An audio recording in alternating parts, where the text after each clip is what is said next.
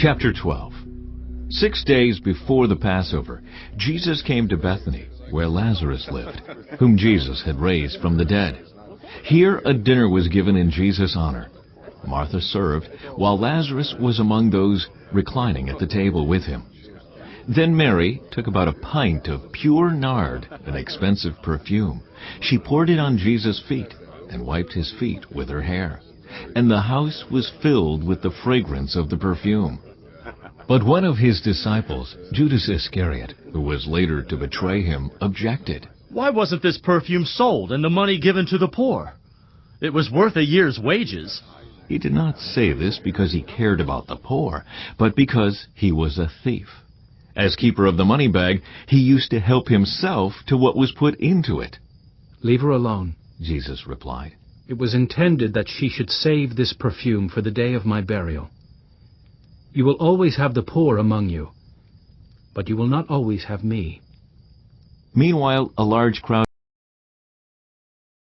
of Jews found out that Jesus was there, and came not only because of him, but also to see Lazarus, whom he had raised from the dead.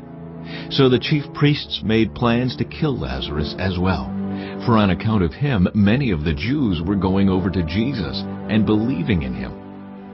The next day the great crowd that had come for the festival heard that Jesus was on his way to Jerusalem. They took palm branches and went out to meet him, shouting, "Hosanna! Blessed is he who comes in the name of the Lord! Blessed is the King of Israel!" Jesus found a young donkey and sat on it, as it is written, "Do not be afraid, daughter Zion. See, your king is coming, seated on a donkey's colt." At first his disciples did not understand all this. Only after Jesus was glorified did they realize that these things had been written about him and that these things had been done to him. Now the crowd that was with him when he called Lazarus from the tomb and raised him from the dead continued to spread the word. Many people, because they had heard that he had performed this sign, went out to meet him. So the Pharisees said to one another, "See, this is getting us nowhere. Look how the whole world has gone after him." Now there were some Greeks among those who went up to worship at the festival. They came to Philip, who was from Bethsaida in Galilee, with a request. "Sir," they said, "we would like to see Jesus." Philip went to tell Andrew. Andrew and Philip in turn told Jesus. Jesus replied, "The hour has come for the Son of Man to be glorified. Very truly I tell you, unless a kernel of wheat falls to the ground and dies, it remains only a single seed. But if it dies, it produces many seeds. Anyone who loves their life will lose it, while anyone who hates their life in this world will keep it for eternal life. Whoever serves me must follow me, and where I am, my servant also will be. My Father will honor the one who serves me. Now my soul is troubled, and what shall I say? Father, save me from this hour? No, it was for this very reason I came to this hour. Father, glorify your name." Then a voice came from heaven. "I have glorified it, and will glorify it again." The crowd that was there and heard it said it had thundered. Others said an angel had spoken to it. Jesus said, "This voice was for your benefit, not mine. Now is the time for judgment on this world. Now the prince of this world will be driven out. And I, when I am lifted up from the earth, will draw all people to myself." He said this to show the kind of death he was going to die. The crowd spoke up. "We have heard from the law that the Messiah will remain forever. So how can you say the Son of Man must be lifted up? Who is this Son of Man?"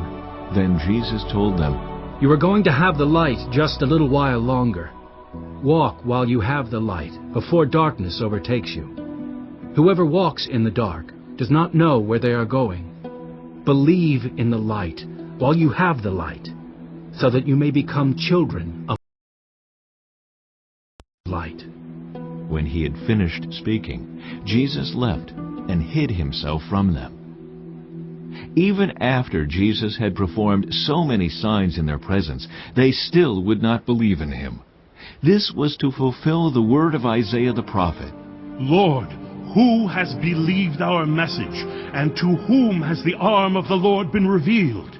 For this reason they could not believe, because, as Isaiah says elsewhere, He has blinded their eyes and hardened their hearts, so they can neither see with their eyes, nor understand with their hearts, nor turn. And I would heal them. Isaiah said this because he saw Jesus' glory and spoke about him. Yet at the same time, many, even among the leaders, believed in him. But because of the Pharisees, they would not openly acknowledge their faith, for fear they would be put out of the synagogue. For they loved human praise more than praise from God. Then Jesus cried out, Whoever believes in me does not believe in me only, but in the one who sent me. The one who looks at me is seeing the one who sent me. I have come into the world as a light, so that no one who believes in me should stay in darkness. If anyone hears my words, but does not keep them, I do not judge that person. For I did not come to judge the world, but to save the world. There is a judge for the one who rejects me and does not accept my words. The very words I have spoken will condemn them at the last day. For I did not speak on my own, but the Father who sent me commanded me to say all that I have spoken. I know that his command leads to eternal life. So whatever I say is just what the Father has told me to say.